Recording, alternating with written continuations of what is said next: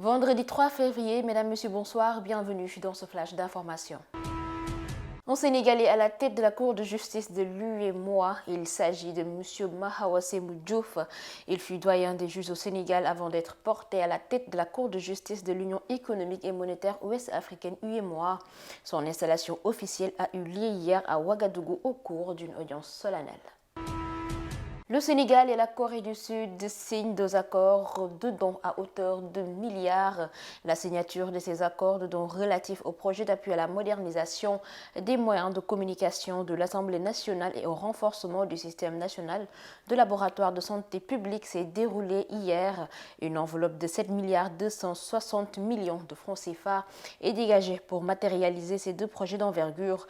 L'ambassadeur de la Corée du Sud, Jin Jong-kim, informe en ce sens que leur pays souhaite élargir ses projets vers le sud du Sénégal par la mise en place de centres de variété de riz. Dans l'actualité internationale en Côte d'Ivoire, des proches de Guillaume Soro à la barre. Plusieurs proches de l'ex-président de l'Assemblée nationale sont jugés hier à la Cour d'appel d'Abidjan pour tentative d'atteinte à la sûreté de l'État. Les faits remontent au 23 décembre 2019 au moment du retour avorté de Guillaume Soro. Lors d'un premier procès en juin 2021, Guillaume Soro avait été condamné en son absence à la perpétuité. Ses proches et collaborateurs à 20 ans de prison.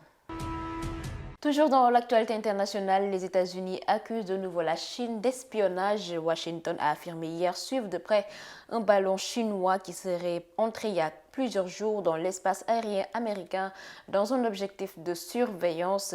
Cet engin survolerait des sites sensibles, notamment des bases aériennes et des silos de missiles stratégiques dans l'ouest du pays. Le Pentagone a décidé de ne pas l'abattre pour éviter des dégâts au sol. Dans la page sport handball féminin, la joueuse Astou Ndiaye prête à réintégrer l'équipe du Sénégal. Ayant néanmoins évolué avec les Sili nationales dames de la Guinée-Conakry, la joueuse de 22 ans affirme ne pas avoir tronqué sa nationalité sénégalaise. Évoluant en première division tunisienne depuis quelques mois, son souhait est de s'engager avec l'équipe de handball féminin du Sénégal qui aurait fait une belle performance lors de la CAN de handball dames à Dakar.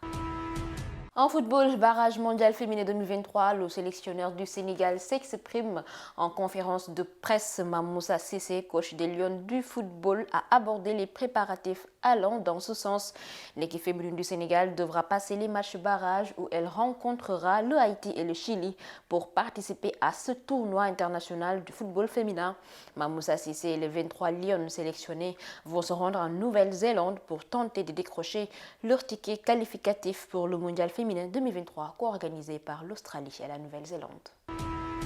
C'est la page sport qui met fin à ce flash d'informations. Merci de l'avoir suivi. Excellente suite de programme sur Women First TV.